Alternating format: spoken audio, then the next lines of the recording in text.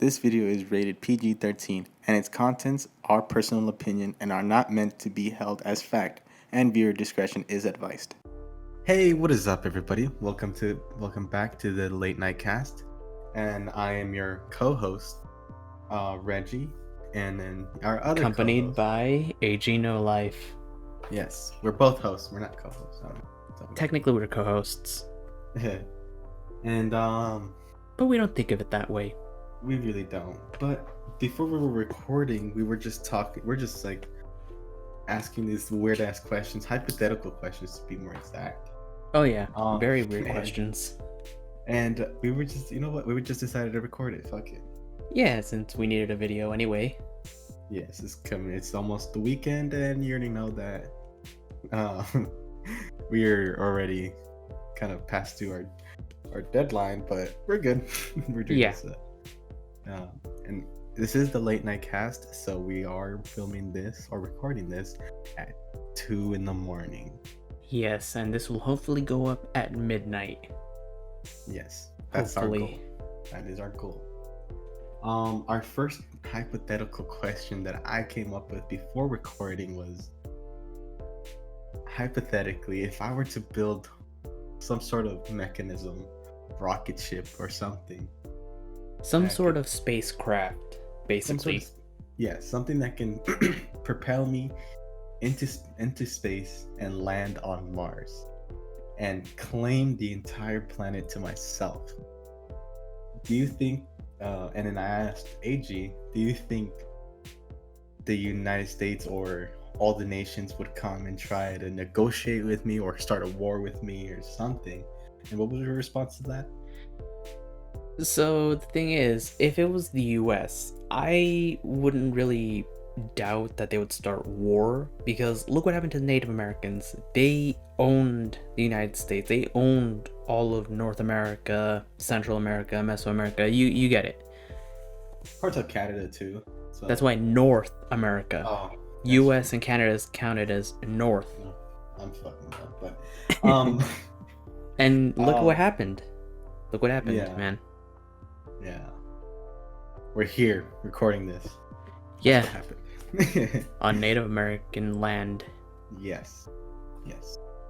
And I was like, okay, if they try to take my freaking planet away from me, let's say hypothetically I take 30 individuals, women, males, people, my family, people who are very close to me, friends of friends, or anybody who pays their way to me to go to this planet. Yeah. No guarantees, obviously. Obviously no guarantees, because then that would just be nothing but a pay to win to get off this stinking rock. Yes it would. It's all in chance and trust. Anybody who pays me millions of dollars, it's pretty fucking stupid, because if they pay me when we get there, it's useless.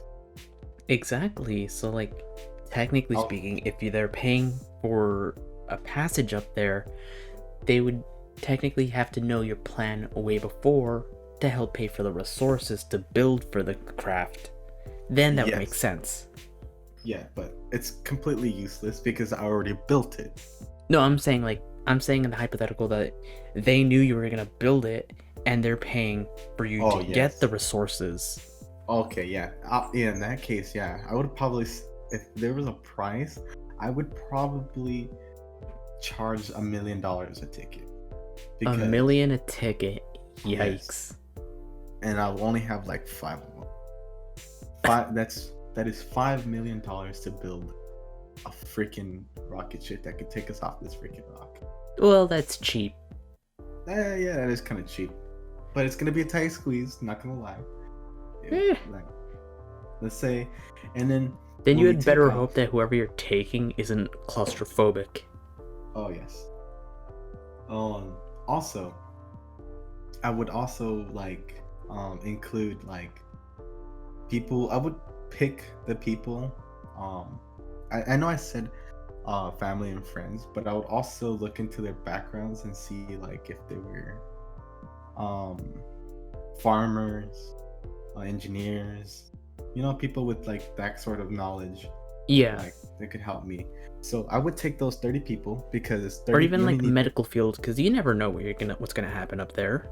That is true. Even people in the medical field, because and I say 30 because to populate the Earth, you need 30 people without to populate the Earth Without like the ancestral yeah, so we like can have yeah. nice, perfect humans. I mean, everybody's perfect in my eyes, but you know what I mean. Yeah, it's like you can't define perfection, air quotes, No. because Yeah, there is no such thing as the perfect man or woman. exactly. Right, and I would take those people onto, and then let's say 10 years goes by, we land on there. Ever since we landed on there, we have cities, we have farms, we have oxygen farms, we have industrial, we made our own social medias, our own entertainment, our own portabilities. And let's say we want to we probably only populate like 20% of the planet. Around that's kind of realistic, kind of, I don't know, but and let's say the United States tries to come and invade, and let's say hypothetically my genes and all the people's genes that I took had like really good genes and stuff, and like we get all big brain people, we get like the likelihood of that is very slim. It's very slim, but it's just hypothetical, okay? Yeah. Hypothetical. And we have like geniuses levels, like freaking like 200 IQ and stuff. And we're not talking about genius with a J. We're talking about legit genius with a G.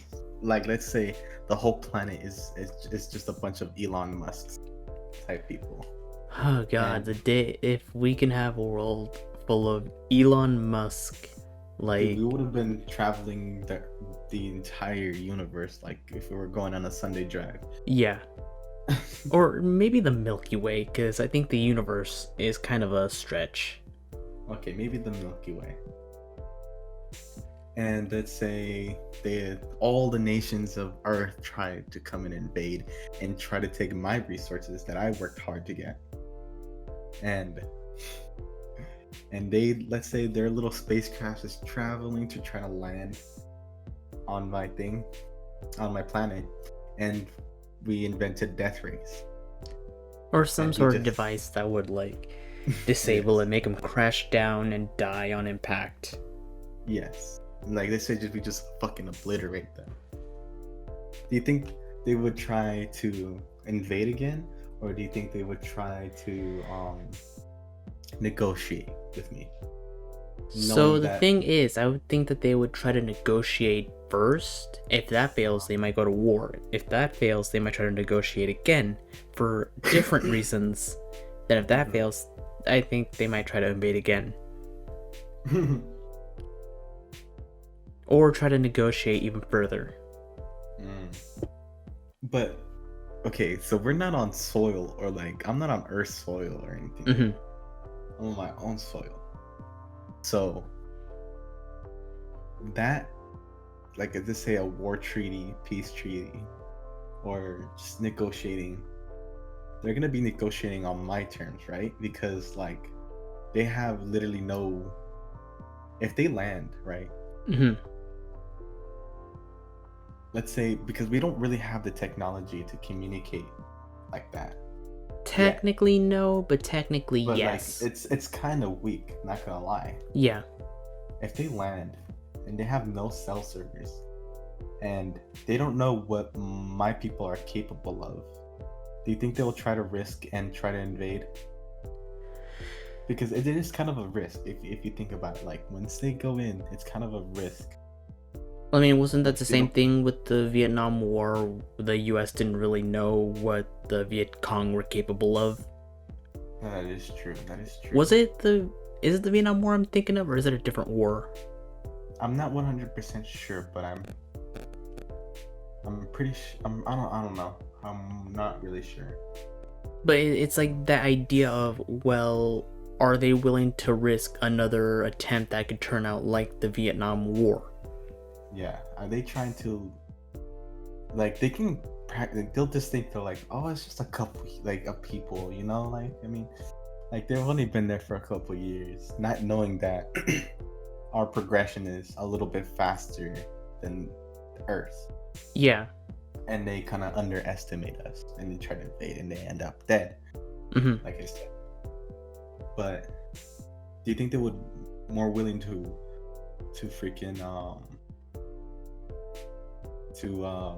to negotiate, or do you think they'll just go straight to war?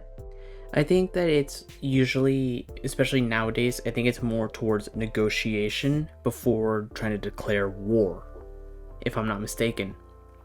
Because if you try to go directly into war, you're already severing off your possible negotiations or possible resources you could be getting. So it would be wise for them to try to negotiate first.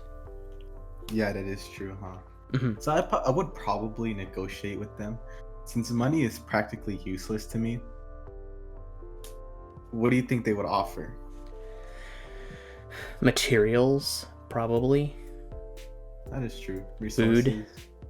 Resources. Do you think people would try to pay me to get into to try and get a citizenship on my to be a Martian?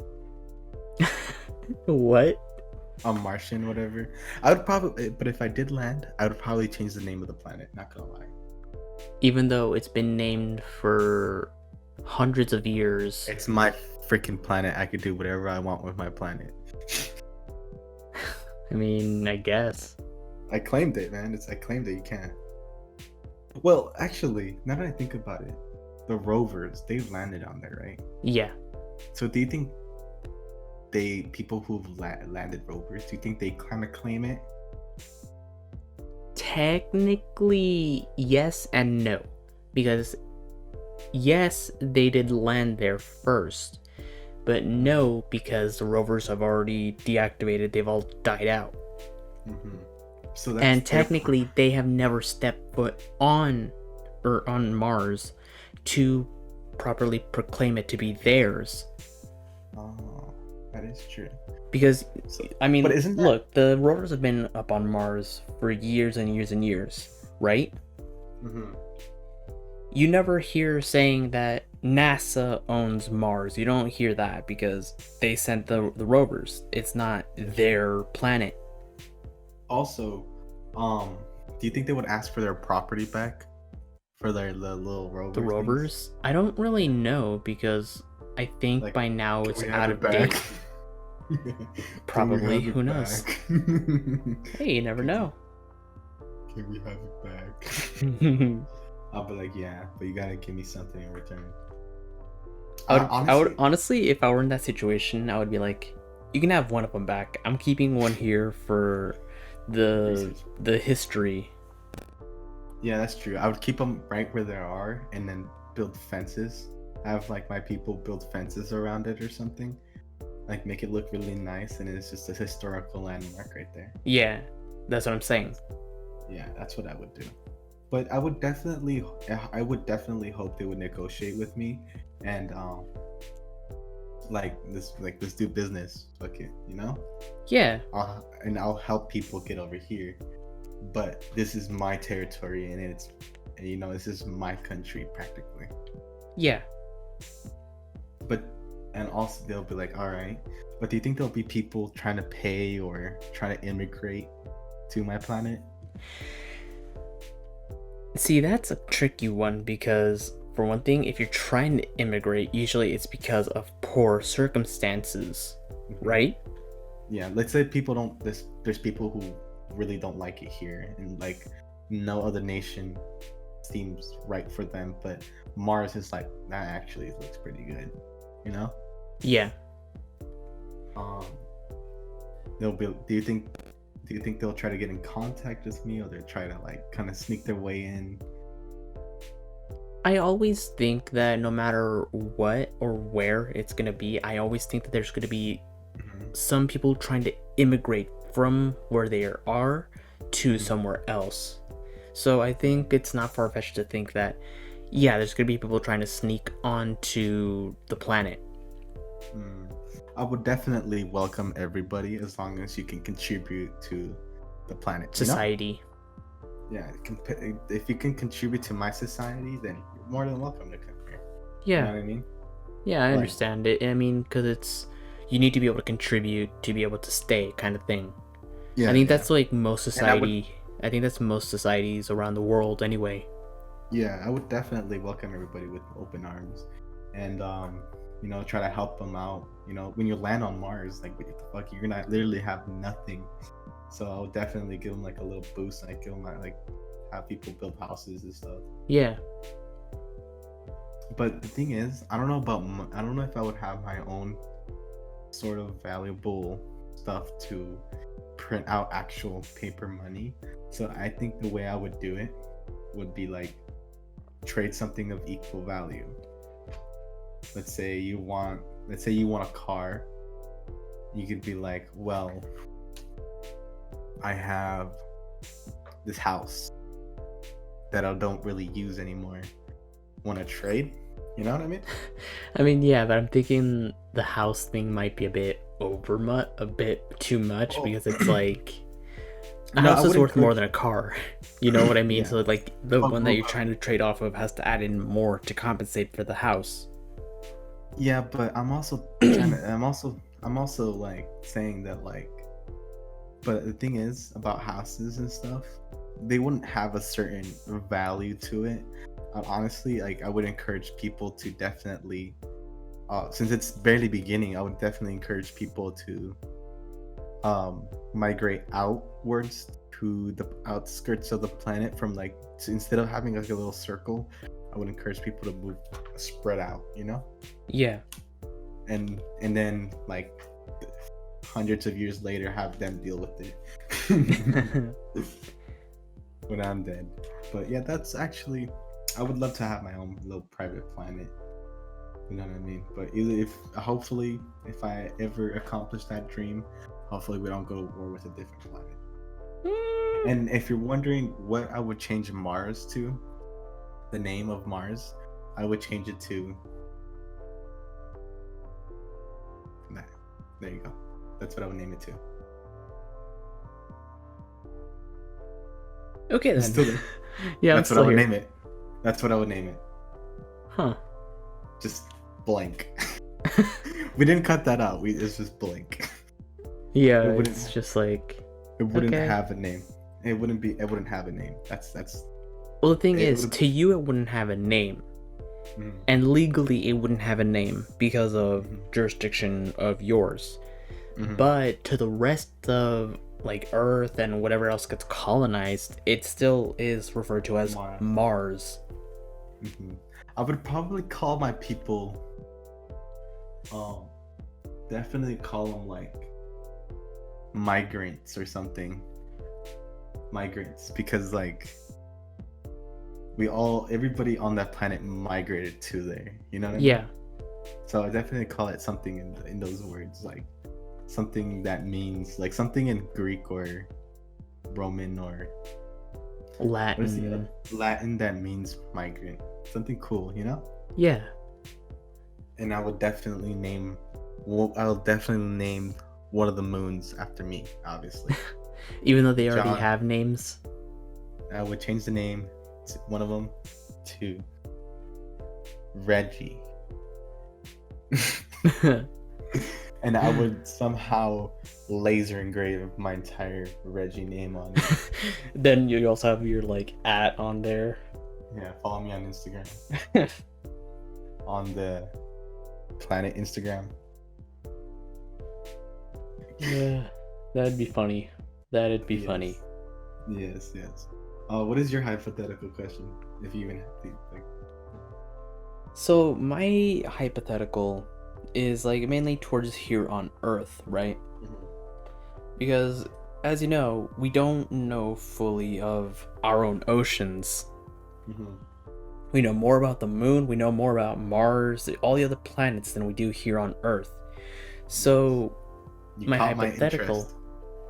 my hypothetical is, how can certain species be proclaimed extinct if we haven't explored all the oceans, right? Mm-hmm. Like the megalodon, it's very plausible that the megalodon is somewhere around the world, just in the areas that we've never goddamn explored. Hell yeah, I'm pretty sure there's more. Um, there's more types of species that we still have we yet to discover. I mean, science has already proclaimed that there's over trillions. Yes, I didn't mess that up. I said trillions of life forms that we have yet to find, classify, and give names to. And yet, but when we say trillions and stuff, we are talking about even microorganisms, right?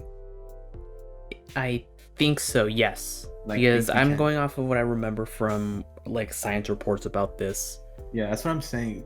Because when like astronauts or scientists, when they say they want to find life on a different They planet, mean they don't. any form. They don't just mean Yeah, something they that don't we mean can aliens. claim like, okay, you have appendages or you move around and you have a Yeah, brain.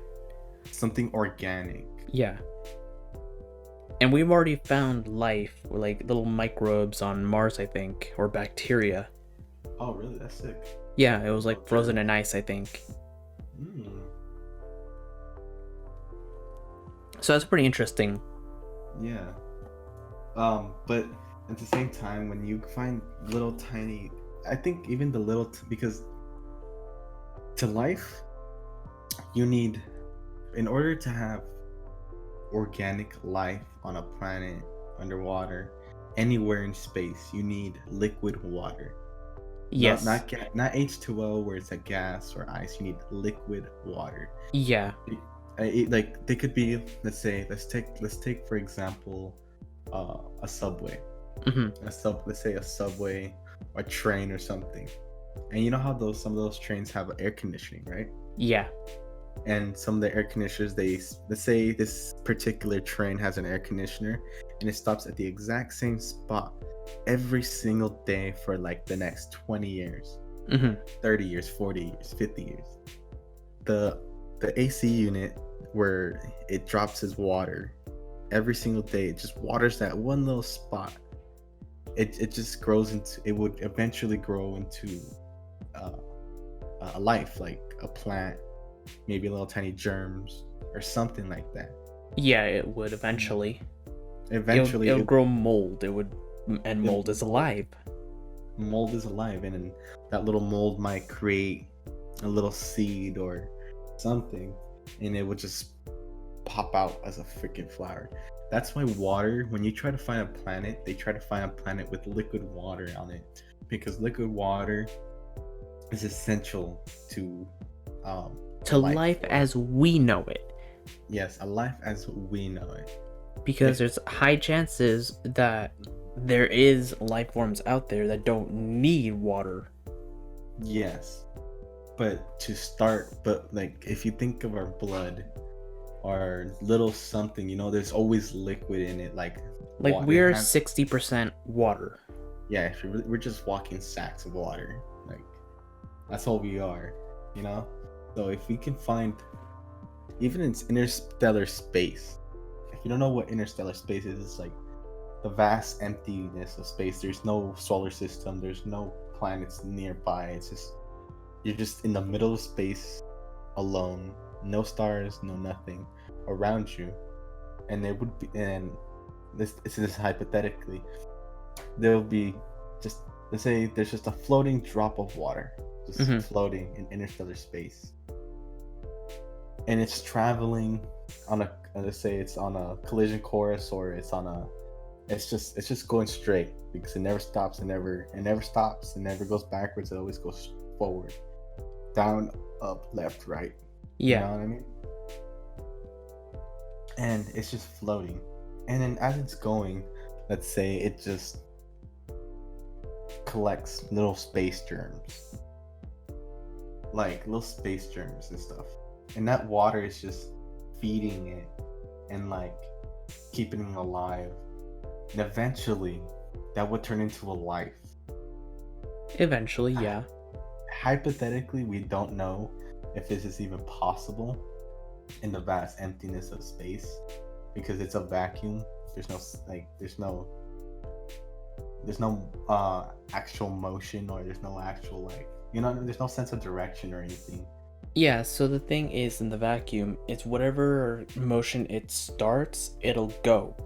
Yeah. There's no so, stopping to it unless it hits something else. mhm. So let's say it just keeps going, collecting all of these little space germs, and it creates a life form. It's the very first life form.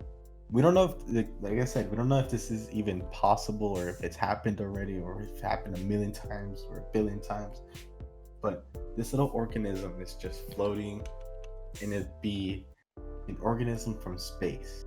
And you take that organism into, let's say, Earth. Do you think as soon as it enters its atmosphere, let's say and then the slightest little chance that it could just float down on here without burning up, nothing, it's just perfect, floating into space, into Earth, do you think it would die, or do you think it would like So I don't think that would happen because there is one life form here on Earth that has been in space for years on end. and what is that? The tardigrade, or better known as the water bear. And Ever is heard of the- it? No, I've never heard of it. I'm actually gonna Google it right now. So it's a basically microscopic piglet looking thing. And they're have a long body. Well, long body for them, they're basically microscopic. Is it a germ or something? No, so they are animals, but they're like a microscopic animal. Oh. So look up a water bear. I'll put up an image on screen. I But can't these find it. little things can go years without water, years without food.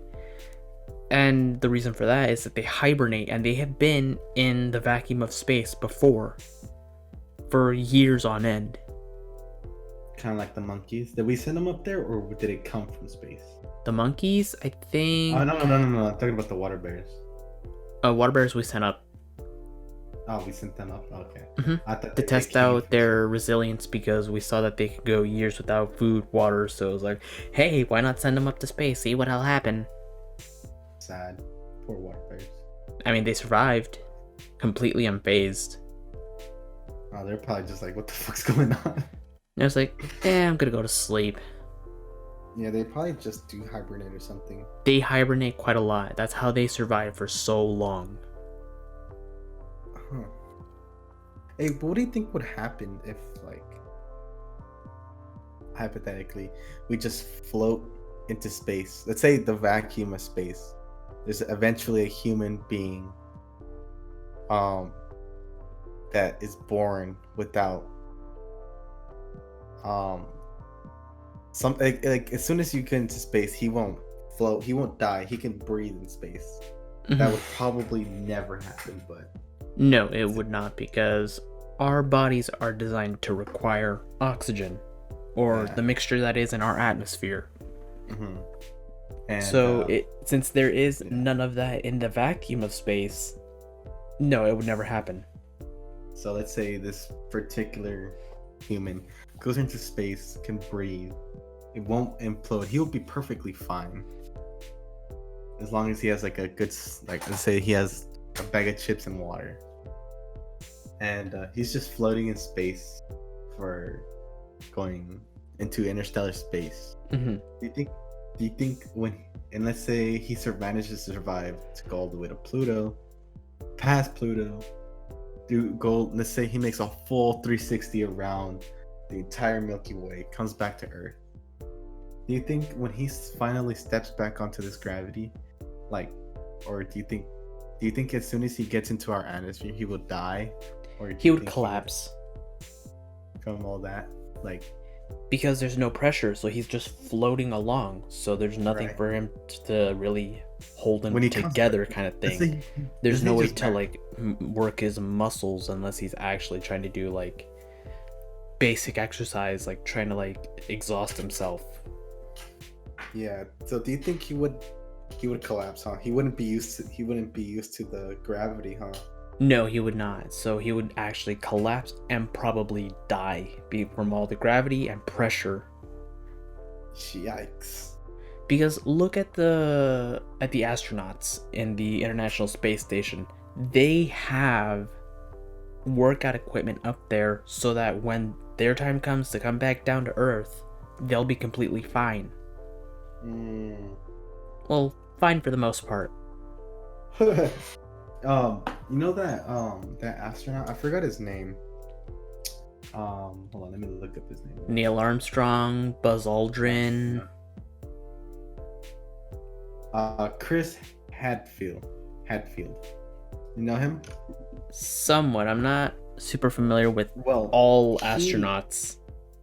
On his first moonwalk expedition, Mhm. he didn't clean his visor very good, Mhm. or he cleaned it good, but he wasn't careful about it, or So it cracked. no, it didn't crack or anything. His the little stuff that goes on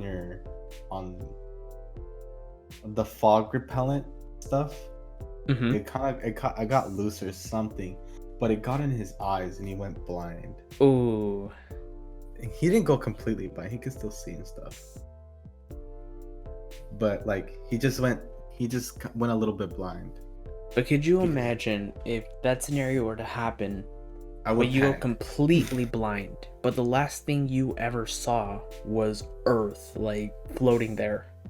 That would be sick though. That would be like, I would cherish that memory forever. Exactly. Earth is a very beautiful place, but living in it is horrible. It's a fucking nightmare. Yeah, I mean, I'm not gonna lie. Earth is not exactly in the best position that it could be in. No, but it's a very beautiful planet if you look at it from space. Very Or beautiful. even certain places around the world, there's very beautiful. Oh yeah, definitely. Like, saying the Grand Canyon, or the freaking Great Wall of China, or like waterfalls, forests, rainforests, freaking deserts. The underwater Jesus. There's an underwater Jesus. Yeah, there's an underwater statue of Jesus. I forget where. What the hell? Yeah. But, like, there's all these artifacts, all this nature. I don't really give a fuck about the fucking man-made objects. I'm more of a kind of like seeing natural structures, Like Angel mountains. Falls somewhere in Brazil. Yeah, I like seeing like stuff that was made itself. That made it itself. Like, yeah, it's cool seeing like statues and man-made objects. It's cool, not gonna lie. But like seeing stuff that like was not touched by man and just created itself is just more mesmerizing to me. Like, it's pretty sick. Yeah, it's way more interesting to see because it's nature that created it. It's not man. Yeah, I think that's better. But in any case, my next before we because we're going way off topic. My next hypothetical question is, what if we just destroyed Pluto? Do you think anybody would be fazed by that?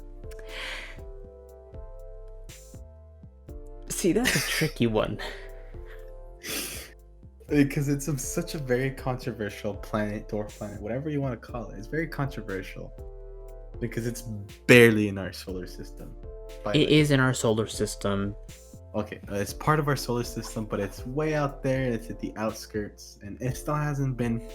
It's been owned and disowned repeatedly. It's been abused. And before it finished its first rotation around the sun. Yes, it's been disowned. It's been abused a couple of times. Sorry, Pluto. Yeah. Our little baby planet, man. That's what I call it. RIP if it dies out. Well, like, honestly, with the size of Pluto, I wouldn't be surprised if a comet or some asteroid came into collision with it before we chose to like destroy it or reclassify it, declassify it, whatever. Before it makes its full rotation. Exactly. Like, I can imagine Pluto just like inches away from making its full rotation around the Earth. it just gets fucking obliterated by a fucking rock or something. That would suck for one thing, because it's like you were almost there, but at the same time, it's like I'd be so it wouldn't unsatisfied. affect us over here. Like here on Earth, it doesn't really affect us.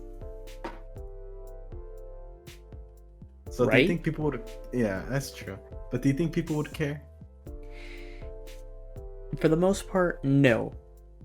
But for some, like astronomers and scientists, they would probably care because there could have been life forms on Pluto that we could have discovered, and probably untapped resources aside from the ice and rock that we know is there. Yeah, that's true. My next, I have another one, but I'll let you give it a shot. Honestly, the underwater thing was the only hypothetical I had prepared. Oh well, I just there's just stuff that I can coming up with my head right now. It's a lot of space stuff. I love space. Space is like, I would Space love is to. so interesting. It's very interesting. I would love to just float. You know what I mean? Just float, nothing around me. Like it would never be truly nothing, but just floating there, chilling till Yeah. to the day I die. Just become space junk. Maybe I'll land in some alien's trunk in his 1999 Toyota Tacoma. You know? I mean, like half of the what were they called? I want to know what Cosmonauts that died Yeah. up in space. Yeah. But okay, so for this one it would be like, okay, this is a tricky one because it does spin. Let's say an asteroid on a collision course to Jupiter. Jupiter is like mainly gas, right? There's no solid ground. There is solid core, but it's tiny from what we know. Yes, we don't know how big that core is. But it's a lot let's say- smaller than the planet itself. Yes, let's say the core is about 10 times smaller than Pluto. Mm-hmm. Let's say it's as small as a nickel. It's like 1,000 times smaller, but let's say it's that small. And if this asteroid on a collision course to Jupiter were to go into it, do you think it would go straight through, or do you think it would get like lodged in there and just make a circle around? It'll just be like in there, circling around forever. Or do you think it would go in, spin around for a couple thousand years, and then Jupiter will eventually spit it out and destroy Earth? So the thing is, with that idea, you'd have to know the size of the core first of all. That's why I said. So for say the size of a nickel. That's what I said. the size of a nickel, it would just shoot right through probably. You think so? Because But we it don't has know the mass of the core either. We don't know how dense it is. We don't know just how much gravity it's pulling through. Because we know it can hold the gas in. Yeah. But gas is a lot lighter than solid matter. Mm-hmm. So, if you throw something of big mass, it's a high chance it's just going to go right through. Or it's going to be, if it's heavy enough of mass, there's a chance it'll just kind of boomerang effect to go around the core and back out. What about the chances of it going in, spinning around in there, and then shooting right back and then destroying Earth? Well, that's what the whole like boomerang effect is. Oh. So you chose the third one? Damn, that would suck ass. Well, I'm saying because it's likely that the mass of the core isn't strong enough, so I'm assuming it'll just go straight through. But I'm putting it to the hypothetical that the core is big enough and has enough mass to cause a boomerang effect. So it's either or. That's true. Do you think it would do you think it would disfigure the shape, like the spherical shape of the planet? Like, no, it'll make it kind of weird, wonky a little bit because it went in. It would have a hole for a bit, but that's pretty much it. Damn, that's crazy. You know how hot it is in the like getting close to the core? Like, you'll probably make it like I think like halfway in, like probably like halfway, probably like 25% into the planet, you'll just burn up. Yeah. You'll just fucking burn up. That's crazy to me. But that also makes me curious. You could take a DiGiorno's pizza, not sponsored, Oh. into the planet, and there would be a perfect distance from the core to cook it perfectly, instantly. Technically, yes. It's the same thing with people have been saying about the sun. You might burn up, but at least you'll have perfectly cooked DiGiorno's. It's not delivery. What the hell? Have you ever seen delivery? Have you ever seen those delivery trucks of DiGiorno? It's not Yeah. delivery. It's DiGiorno. You can't deliver DiGiorno. Yeah, It it's funny. It magically appears in the freezer aisle. That's how DiGiorno is delivered. It's made. That's how it's created. It's magic. It's not even prepared in a factory or anything. It There. just pops. That's what I Kinda said. It's goddamn magic. It is magic, bro. It's not delivery. It's DiGiorno. Not sponsored. So I think that's about time to wrap up then.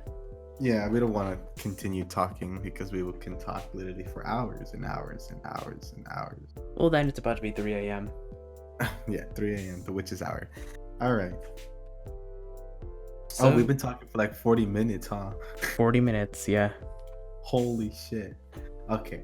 So thank you everybody for listening to our crackhead theories and hypotheticals.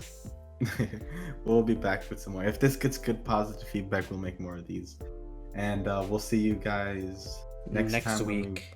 Or anytime in the week if we ever decide to do a goddamn vlog. we're not busy, we're just Lazy. We're not very interesting people to talk about, you know what I mean? Yeah. So anyway, goodbye everybody. Later. Oh, make sure to subscribe, comment something.